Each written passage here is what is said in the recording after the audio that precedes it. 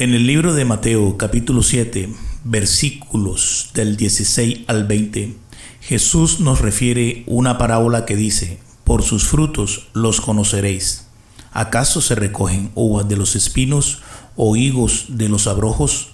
Así todo buen árbol que da buenos frutos, pero el árbol malo da frutos malos. No puede el buen árbol dar malos frutos, ni el árbol malo dar frutos buenos. Todo árbol que no da buen fruto es cortado y echado en el fuego. Así que por sus frutos los conoceréis.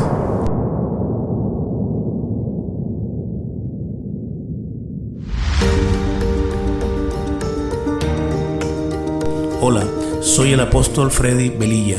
Acompáñame a reflexionar sobre este mensaje de Jesús, la parábola del árbol y sus frutos, en el podcast de Principios de la Palabra.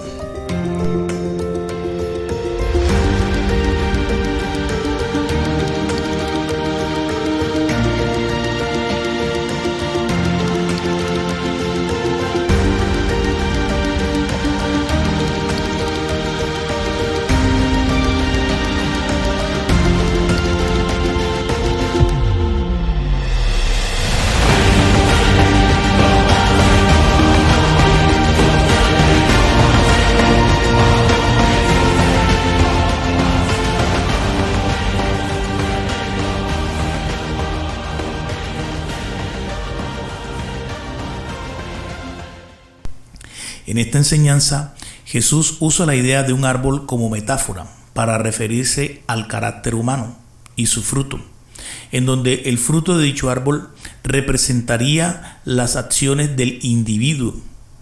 En esta parábola, la parábola del árbol y sus frutos, Jesús nos enseña a discernir el verdadero carácter piadoso de los que dicen seguir a Dios y servirle.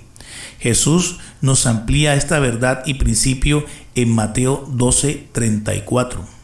El Señor nuestro Adón dice: camada de víboras, ¿cómo pueden hablar cosas buenas siendo malos? Porque de la abundancia del corazón habla la boca. Este texto es clave, pues hay hombres hijos de Belial que aparentan ser piadosos pero que con sus hechos lo niegan. Pero es difícil realmente conocer a profundidad la vida de un individuo como para juzgar su conducta. Por eso, en este texto de Mateo 12:34, el Señor Jesús nos refiere a estar atentos a las palabras de un individuo, porque aunque las malas acciones muchas veces se ejecutan en oculto y difícil es para nosotros conocerlas, las palabras del hombre siempre revelarán lo que hay en el corazón del individuo. ¿Podrá el árbol malo dar frutos buenos o el árbol bueno dar frutos malos? No, de ninguna manera.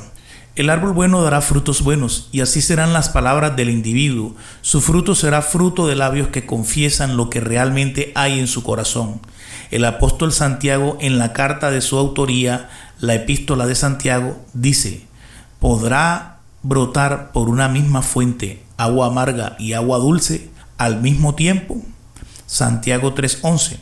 Los hechos malos se pueden esconder, pero las palabras del individuo siempre revelarán lo que realmente está en su voluntad.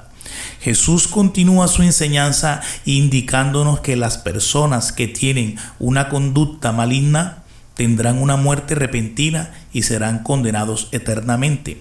Antiguamente, cuando en una hacienda un árbol estorbaba por no brindar un fruto útil, se determinaba cortar dicho árbol, pues no solo era inútil tenerlo, sino que asimismo estorbaba otras labores.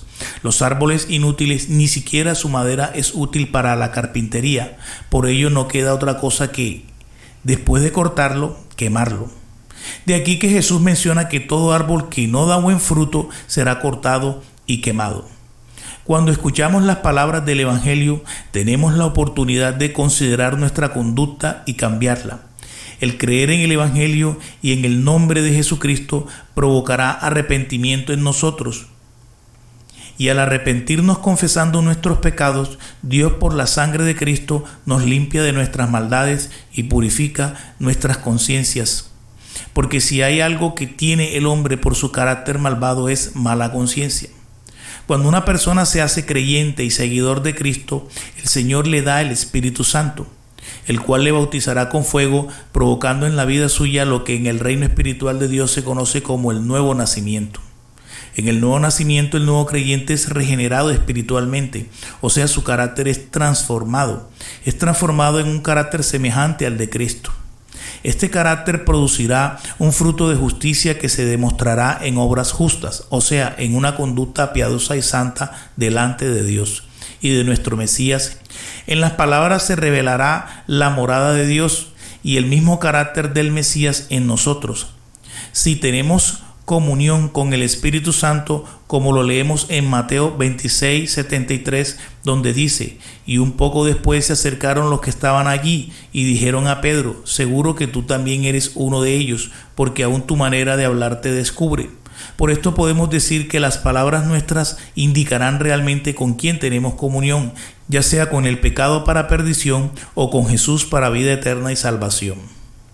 Los conflictos que Jesús tenía con la religión farisaica estaban relacionados intrínsecamente con esta enseñanza y radicaba esencialmente en la hipocresía que estos practicaban. Eran personas que aparentaban piedad con sus atuendos religiosos y con tradiciones que estos habían adoptado como hechos de justicia, pero para Dios estas obras eran como trapos de inmundicia, como lo denuncia el profeta Isaías en su libro. En Isaías 64:6 dice que todos nosotros éramos como suciedad y toda nuestra justicia como trapo de inmundicia, y caímos todos nosotros como la hoja del árbol, y nuestras iniquidades nos llevaron como viento. Jesús en cierta ocasión presentó el caso de un fariseo y un publicano. Los judíos odiaban a los publicanos porque estos se lucraban como cobradores de impuestos del gobierno romano. En este relato que Jesús menciona, ambos oraron a Dios. Y mientras el fariseo trataba de justificarse, confesando delante de Dios sus hechos religiosos, el publicano se daba golpes de pecho reconociendo que era un pecador. Jesús concluye el relato preguntando: ¿quién salió justificado de la presencia de Dios? Samaritano era el gentilicio usado para referirse a las personas que componían el pueblo de Samaria. Esta comunidad tenía una cultura que difería de la cultura judía, pero creían en Dios.